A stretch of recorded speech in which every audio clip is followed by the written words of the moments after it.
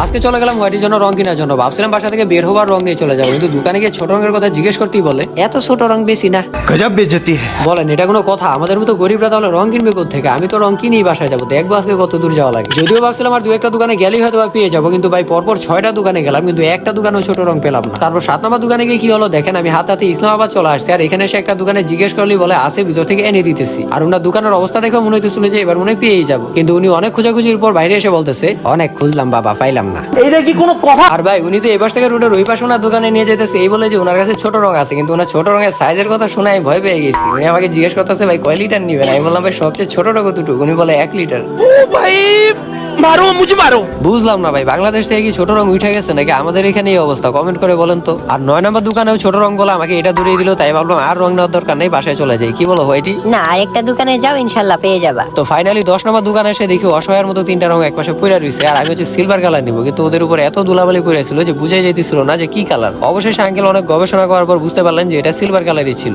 তারপর রঙের সাথে একটা সিরিজ কাগজ নিয়ে তাড়াতাড়ি বাসায় চলে আসলাম। আর এবার আমার কি অবস্থা হলো দেখেন, সিরিজ কাগজ দিয়ে খাঁচা গছ থেকে আমার হাতের পুরো 12টা বাজায় ফেলছি। তারপর কাপড় দিয়ে জঙ্গল মোছার পর বসে বসে রং করতে করতে ভাই আমার মাজার পুরো 13টা বেজে গেছে। আপনারা লাইক সাবস্ক্রাইব করলে কিন্তু কিছুই হবে না, একটা সাবস্ক্রাইবই তো সবাই করে যাবেন প্লিজ।